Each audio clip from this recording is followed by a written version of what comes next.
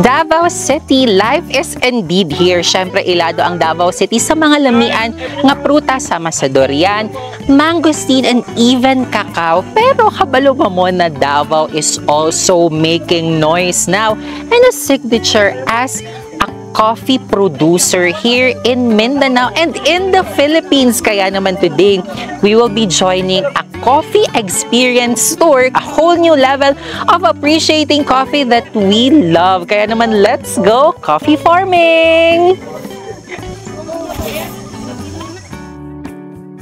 Okay, so karon we are fortunate na makahinabi si Dato Lawrence sa Bagobo Tagabawa Tribe din sa Davao City. So Dato, una daghang salamat sa imuhang pagpadayon sa amua. Unsa pa ka mahinungdanon para sa inyong tribo ang kaning kape? Ang kining kape, sir, kabahin na jud ni sa amo ang panginabuhian sa amo ang mga katigulangan. Then migawas pod ang kining nagkadaiya nga pamaagi. Kami wa jud mi magbuhi niini, wala lang jud kay siya manon. Pero ang kining kape kabahin na jud ni sa amo ang ekonomiya, panginabuhian namo nga dinhi makasustinar usab amo ang bangadlaw-adlaw nga panginabuhi. Now, we are also fortunate na makakentuan si Miss Joji of Coffee for Peace. Can you tell us about this Coffee for Peace advocacy? Yeah, more than a community kasi our advocacy is more on how do we take care of nature.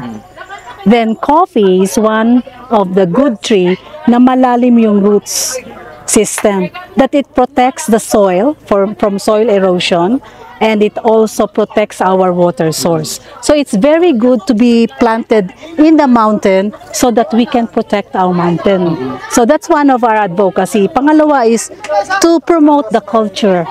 So we work mostly with indigenous people kasi they are the natural guard of our forest. So now, we wanted to give kabuhayan sa kanila, so kailangan fruitful at quality coffee para maibenta naman natin sa ibang bansa, no? At sa mga katribo natin at sa mga kasama natin sa Pilipinas.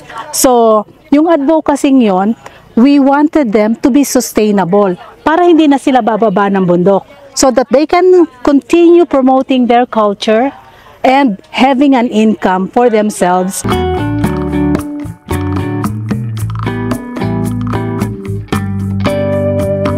So we are now here at the Experience 1 kung asa na ata sa nursery farm. Kauban ako si Kuya Kokoy, isa sa mga coffee farmers. So gikan sa kanang bean sa coffee, unsa ba ang proseso ana para pwede na siyang itanom? Nami dire itong ang kuan beds. Nami beds na dire. Bed. Sa kuan. So mo ni siya ang kadtong gikan sa seeds. So gilatag na Gikan sa mismong seed sa kape. mo ni siya magilatag. Then mo ni siya ang butterfly stage niya. 3 weeks to 1 month na ni siya. Okay. So pag mag-layer na ni siya kanang mo dala siya glaing dahon kanina siya pwede na siya i-transfer na po na mo sa bagging. Okay, so pila ka bulan siya? 1 month and a half transfer na siya sa bagging. Okay, so 1.5 month there is a bed. Then pwede na siya tanggalon kay i-transfer na siya sa bag. So gikan din sa bagging, kuya, how long na pod siya? E ngano siya nato kinahanglan i-bagging? So kinahanglan siya i-bagging para ang ihang gamot maka-spread na siya diri sa bagging. Okay. Then maka-hold siya sa yuta. So para i-transfer na nimo, so ang ihang gamot na siya sa yuta, so i-transfer nimo sa area. So dili na siya kanang bunog ayo. So dili siya damis, dili parehado nga ibton itanom diretso. So kani siya na siya balon nga yuta. So kani nga yuta nagyapon ni siya mixture. Manure o ganang limestone. Pag 4 months to 6 months ready to transfer na siya sa area. 4 to 6 months gikan sa bagging. So dili pa counted tong 1 month gikan sa bed. So ang 4 to 6 months mo na siya kani magdahon na siya og inani. So first layer niya dire so 1 month, 2 months, 3 months, 4 months, 5 months, 6 months. Ana na siya. So kani siya amazing. So kani siya ang 6 months. Na ready to plant na siya. Na ready na siya i-plant. Unsa-unsa ba ng mga varieties sa kape ang naa dire? Ang nadre Mysore og kanang Katimor. Branch siya po na siya sa Arabica. So giunsa ba pag-introduce or paunsa ba niyo natunan pud ang pagpananom aning mga kape? Ang kape sa tradisyon yun namo sa una pa ginanagin ni mga kapihan. Okay. Enhance namo kanang nanay guide sa gikan sa DE. So mo nang ang DE po nag-support sa mo diri nga kape ang mas nindot nga itanom. The good thing now is na anay intervention or nanay tabang gikan sa government also through the Department of Agriculture. So naay mga trainings, tama ya, na ginahatag sa ila para mas ma-enhance nila or mapatubo og tarong ang ilahang mga kape. So now, gikan sa nursery or gamayng appreciation or learning about the process of the coffee bean to this one to planting it. So sa next stop naman ni Kuya Kokoy kay itanom na namo. Okay, mananom na ni Kuya. So mamili na ko og ako ang itanom. And let's go! Okay, so nanatadi karon sa destination 2 which is the planting. 4 to 6 months pwede na siya itanom. So sa destination 2 na yung mga identified areas kung asa ang mga visitors can actually plant their own coffee. So this one. So I made sure na ako ang tree or akong coffee na itanom is naa sa bungad sa entrance of the second destination para matimanan lang dayon because pila ka years ang dako na dayon ni siya. Magdala na siya bunga within gikan sa pagtanom within 16 months to 18 months. 16 to 18 months mo bunga na siya? Ana lang kapaspas. Okay. Basta ma-maintain lang siya. Bago na nimo itanom tabunan sa nimo yuta. Tabunan sa siya daan. So ang ato nga i-mixture na siya. Kaya sa nang naiiti kato lang sa okay kanila.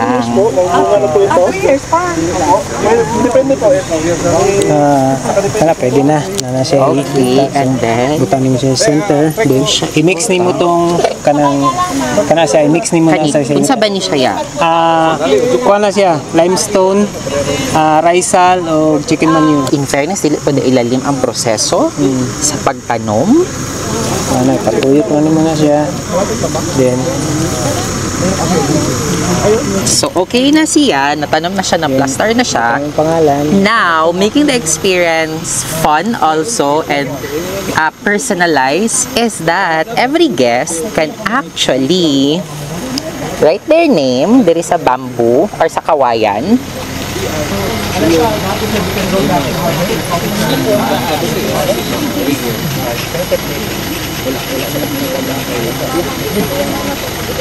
And then day to day, and tada! So nanakoy ako ang sariling coffee tree. 16 to 18 months mo bunga na siya, and this tree is called the KTV coffee tree.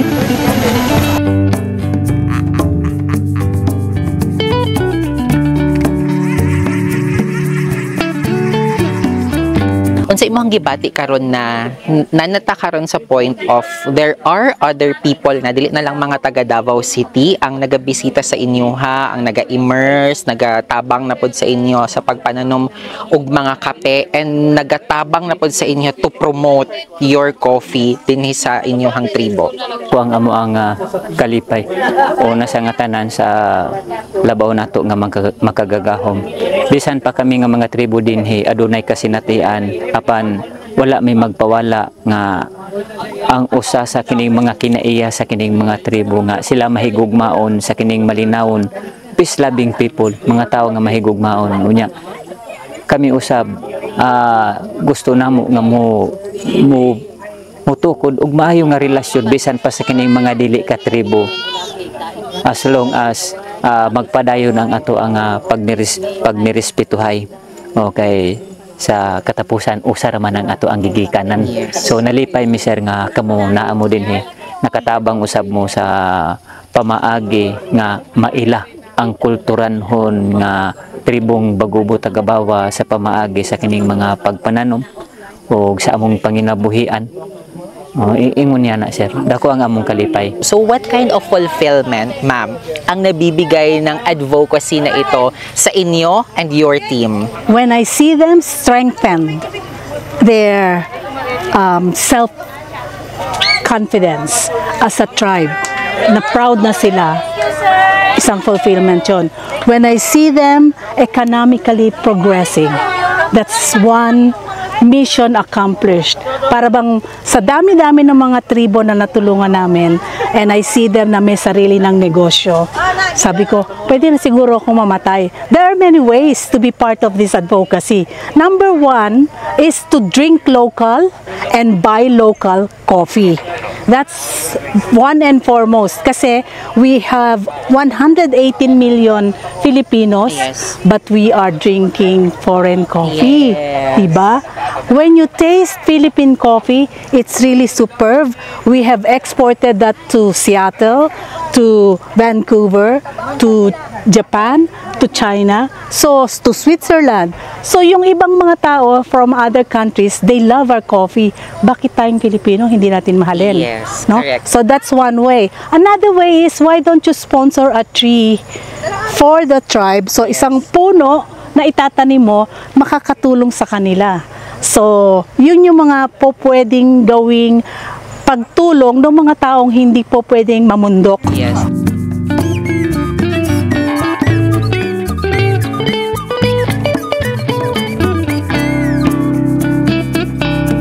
I'm inviting you to experience this Davao Coffee Tour kasi atin to.